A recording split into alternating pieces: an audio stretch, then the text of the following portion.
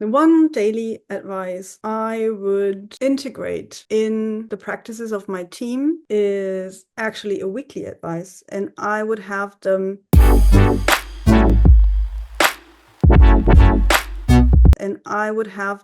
celebrate their individual wins and gains every week. By giving recognition to what they've achieved, it will increase the sense of self-efficacy for every team member. And when you feel useful and seen and that your actions matter, that will increase your motivation and your morale, and it will make you grow together. The things society is running on are the small things, right? It's taking care of each other. It's looking that the garbage is taken away. It's looking that there's food. It's not about we've sold so many units. I mean, of course, it is about that in a company as well. But to knit the team together more tightly, it's really the small things that make up the structure. And it's all the small wins and also the big ones, of course. I mean, you can celebrate the big ones even more, but But I also hear it's not just about celebrating the wins to say, I did this and I'm part of this. It's more like she or he helped me do this and I was really thankful for what another team member did. So sharing cross a team member. exactly. It's making people feel seen, right? It's acknowledging their contribution. Excellent. And so what do you do if you're just a small team or if you're a solo founder? Sit down and do a reflection on my personal wins and gains. Sit down and think of, what did I achieve today? What worked well? What am I proud of? What did I win? Did this, maybe I had a lead in a talk with someone. Did I follow up on that? And do I get positive feedback?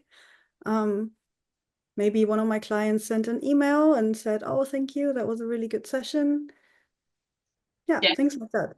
Okay, so what is it about thinking positively? Well, you already said that feeling seen helps a lot. But is there a danger of all of this positivity? Yes, I don't want to speak for toxic positivity because I mean when you want to build a resilient team, it's also about acknowledging and being transparent about all the things that go wrong, right?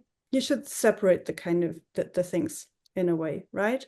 There should also be time set aside, and that could look like individual one-on-ones with your team members for psychological safety, to make sure that they can talk openly about what worries them, what has been a problem in the team recently. And I don't mean just like interpersonal things, but practical impediments, like, I don't know, something technical isn't working, everybody needs new monitors, like, really tangible, practical things that they can share. Um, or they're having a problem with the development pipeline, or the supply chain is, breaking apart, whatever it is, that they have the feeling that they can talk about the problem safely. That, I mean, it's a commonplace thing to say, right? Like, mistakes are a chance to grow, but they really are. I mean, what else will you grow from, right? You make mistakes, things go wrong, and you have to reflect on that and see what's the best way forward. And if you're the leader of the team, to be a sounding board for that and to not judge, but help move forward. Um, Also personally share things that went wrong, right? Like, um, I don't know. I've had a person in tears because they've sent an email to the wrong people, right? Yeah, some with information they shouldn't have sent. And I was like, you know what? It happened to me way worse. I like shared the budget of a different class. It was awful. It was really not good. But my boss back then, he just looked at me. He's like, yeah, come on, happened to me as well, right? Because there is a chain of these things. Everybody sends the wrong email to the wrong people once in their life. No one has died from it so far, right? So it's not, to put things into perspective for the people that you work with, Mm. right? And that makes the team stand together better. I love the fact that there are so many tools. You can spend years on educating yourself on how the team works and so on, and so many tools that regular people has no clue about. And yet, your daily advice is acknowledging each other. Make your teammates feel seen. That's it. we are humans no matter where we are, right? In the workplace, as a customer, we crave connection. Yes. So, and if you want to make people connect, you have to make them feel seen because you cannot connect to what's not there. So how can you best set up these weekly meetings or where you're sharing that it's not getting like ridiculous or like if do you have enough to say or also say thank you for taking out the garbage? Maybe it can feel a bit weird or insincere to share because maybe you don't feel anything that's particularly. It has to be authentic. You can't do it for doing it. It has to be real because people can feel sincerity and, or if you're just going through the motions, right? If it's just a big theater, then nothing will work. None of these small daily practices or nudges or habit forming things work if the foundation of having a basically respectful culture in the workplace and the will to make things better and things like, accounting for extrinsic motivations, such as paying people a living wage. If that's not happening, then I can set up all the meetings that I want. I can, play as much team motivational organizational development theater as I like. It will not happen. If we need a big cultural shift, then we need to work on an entirely different level. These small things, they help to incorporate this way of thinking, these values, this perspective on working together into your daily practices. And that allows you for longevity of these things, right? So how do I set this up?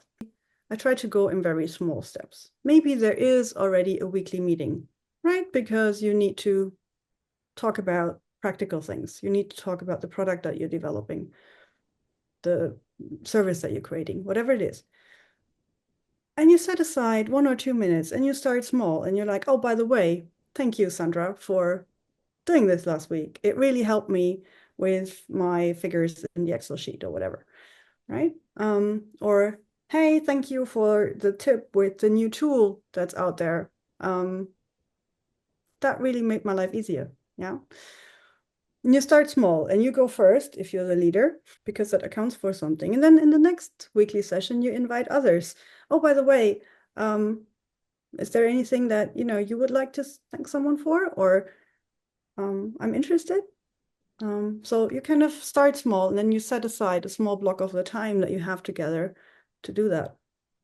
And do you also thank people for something they're just supposed to do? Like that's within their job description already?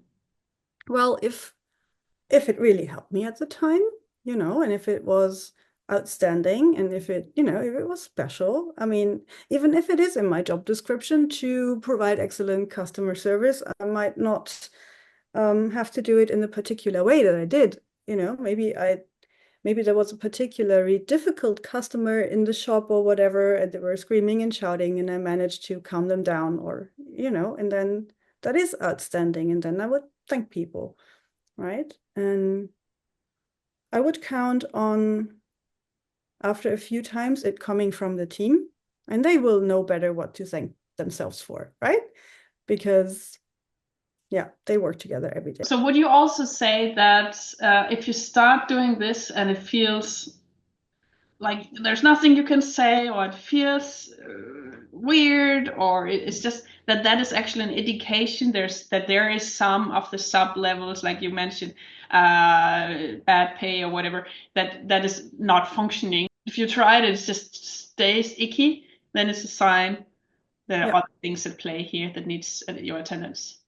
It's actually a big red warning sign. If, say, it worked for a few months and then nobody wants to say anything anymore, or it's getting, a big old theater, like, oh, thank you for taking, putting everything back in the dishwasher, then you're like, it's a warning sign, and you can follow up on that and you can find out what's actually at play, what's wrong with the team, what happened. All right, so it has more functions, this sharing the appreciation with the team. It can be as a diagnostic on how the level is, and it could be an invitation to do some more work. So if let's say it stays icky, how can you go from ickiness to having a wonderful time? That's difficult. I mean, it depends on what's really happening, right? If there are some underlying cultural things that need to be addressed, then I will probably have to come up with a transformation idea of, how to change my actual work from a systemic perspective so that it works better for everyone. If it's just one thing, really, right? If it's not like a big structural issue, then I can try to put other measures into play to first improve psychological safety in general, right? To raise that level. I could introduce rotating buddy pairs in the team, like so that two people are buddies for each other. So they can talk to each other about, be a sounding board, challenge ideas, kind of, help each other out when they have to think about things, have to think things through. And that make that rotate so people get to know each other better. They form attachments to each other, and that increases the level of psychological safety. The safer you feel, the more likely you're to share both the good and the bad, right? As a team lead, I could introduce, the mentioned one-on-ones, or even in a bigger round, depending on how my team structure is, to openly talk and provide input on issues, mistakes, whatever, right? All from a non-judgmental perspective, of course, but that's maybe the second step. I can start by sharing my mistakes, right? If we talk about, say we have a weekly meeting where I'm talking about how the company is progressing, right? Oh, we just had like a funding round or whatever, and people, you don't know what happened, but I totally messed up. And I don't know, I called the potential investor by the wrong name or whatever. So yeah, right. And it was so embarrassing because I was really counting and he looked at me like, oh, and like, oh God. Yeah. So if by like making it clear that we all make mistakes, that the level of psychological safety rises in general, right? And my learning moment would then be to research the names better and make sure I know how to pronounce them. Exactly. Why go through this trouble? Why is it so important to have a healthy work environment?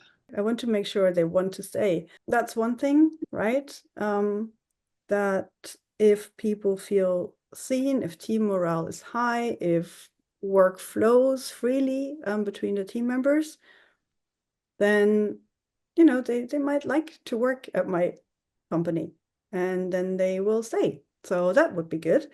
And with a higher level of resilience and morale, people will also tackle difficult problems, and they are more likely to stay during difficult times, and they are more likely to bring their best to work, right? Because if there's a challenge, they might feel challenged instead of demotivated, Yeah. right?